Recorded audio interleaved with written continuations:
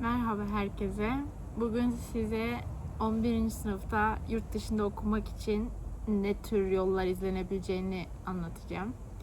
Yani aynı zamanda benim ne tür yollar izlediğimi, ne tür yollar izlenebileceğini anlatacağım. Öncelikle bilmeyenler için kendimi tanıtayım. Ben Banu Duraydın, Meksika'nın Querétaro şehrinde yaşıyorum. John F. Kennedy American School adlı bir okulda okuyorum. Amerikan okulunda okuyorum. Yurt dışında üniversite okumak bizim jenerasyonun en büyük hayallerinden biri. Benim aklımda bir bölüm ve birkaç üniversite olsa da tam olarak hala netleştirmiş sayılmam. Şimdi bu hedefe ulaşmak için size yapılması gereken veya benim yaptığım şeyler hakkında size bir konuşma yapacağım. Yani bunları sıralayacağım.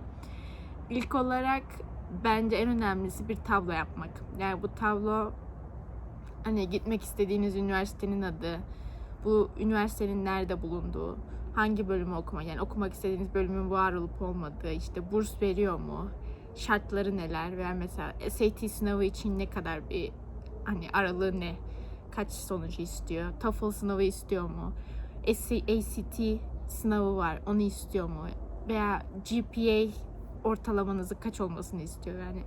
Bunların hepsinin yer aldığı bir tablo yapmak. Çünkü bence bu hani sizin karar aşamanızda birçok şeyden, o endişeden hangi üniversiteye şey yapmalıyım, başvurmalıyım şeyinden kurtaracağını düşünüyorum. Olarak yapmanız gereken ise İngilizce yeterlilik sınavı, yani TOEFL diye bilinen bir sınav.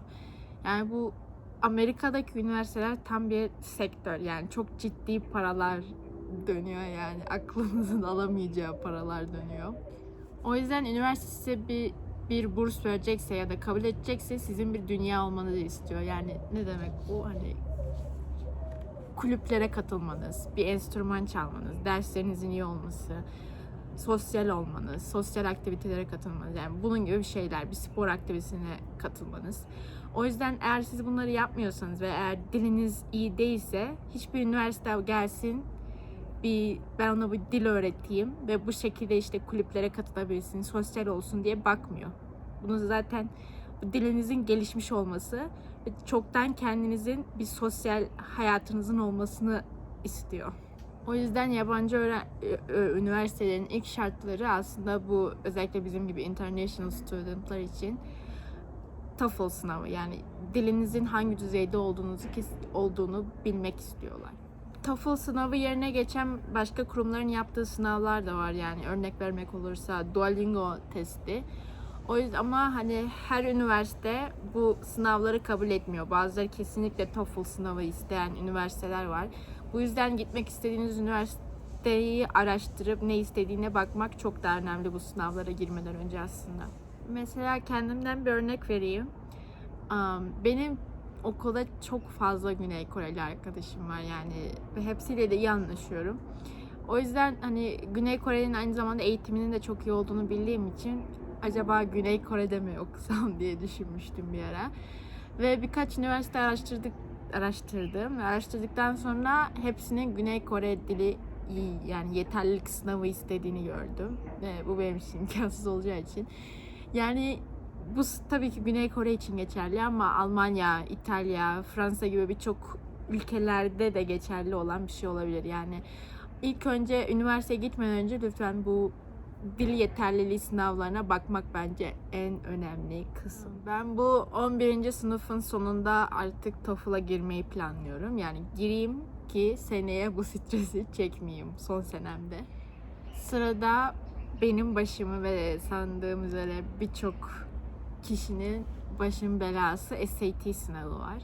Hemen hemen Amerika'daki ve hatta birçok ülkedeki üniversiteler bu sınavı istiyor. Yani istisna olanlar olabilir ama birçoğu istiyor. Aslında korkulacak bir sınav değil. Hatta özellikle sizin, yani Türk öğrencilerin genellikle başarılı olduğu bir kısım. Çünkü yani sebebine gelince aslında sınav 4 farklı bölümden oluşuyor. Reading and Writing Module 1 and Module 2. Yani kısaca İngilizcenizi ölçen 2 bölüm. Ötekiler de Math Module 1 and Module 2. Bunlar da matematik seviyenizi ölçen 2 modül. Buradaki matematikler aslında LGS diye bir sınavdaki matematik konuları. Yani bir üst seviye olabilir ama hiçbir farkı yok. Ve bu yüzden zorlanacağınızı düşünmüyorum.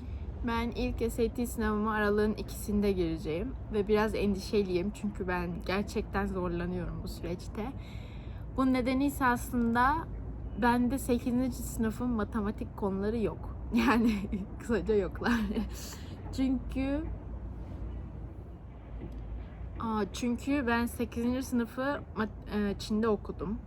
Ve biz hiç 8. sınıfın, yani Türkiye 8. sınıfın müfredatında olan konuların hiçbirini görmedik. Yani benim gördüğüm konular, benim şu an hala 11. sınıfta bile bazı işlemediğim konular vardı. Yani functions, paraboller, bu konuların daha üst düzey bir matematik gördük. Garipti.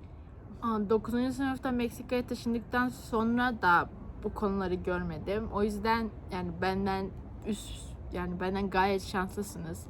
Ve ben bu açığı kapamak için çok çalışmak zorundayım.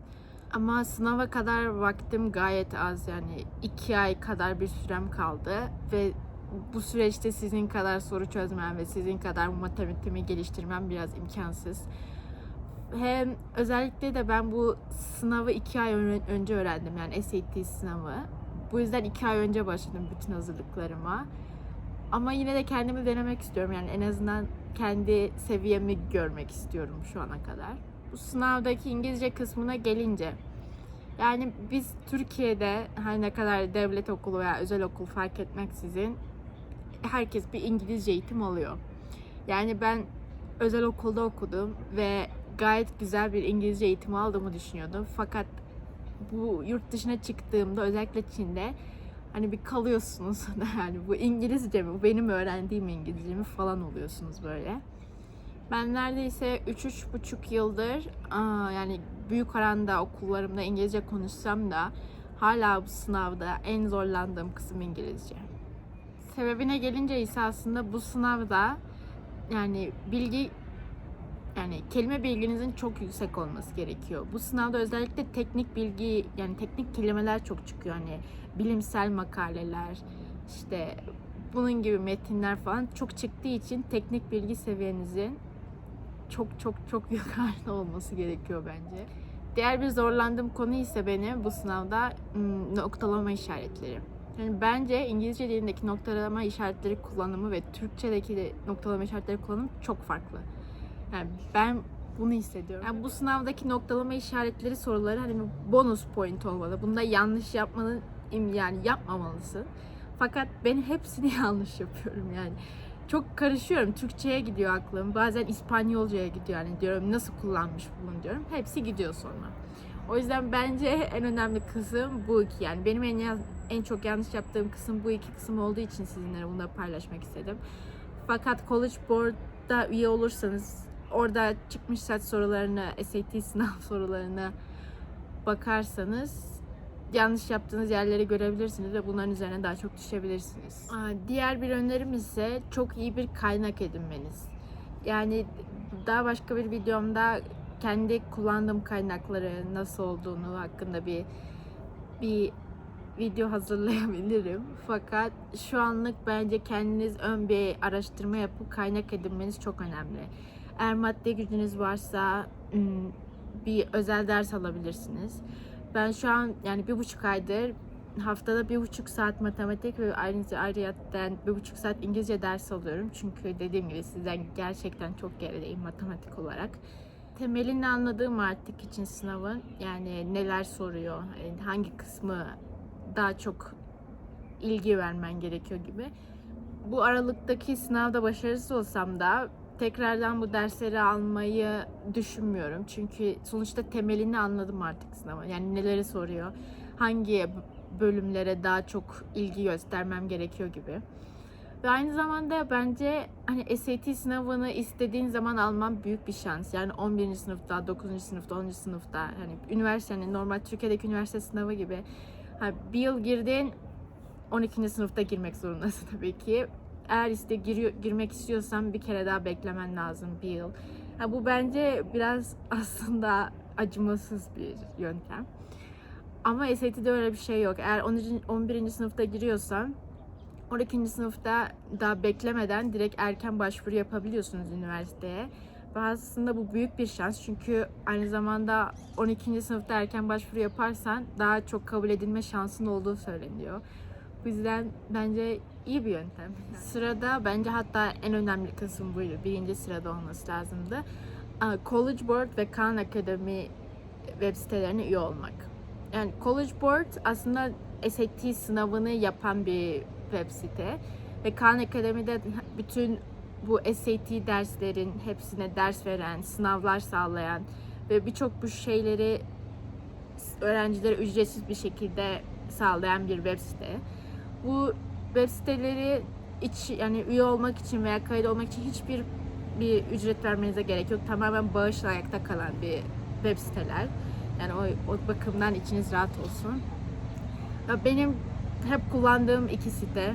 Gerçekten çok yararlarını gördüm. Bu yüzden bence hemen kayıt olabilirsiniz.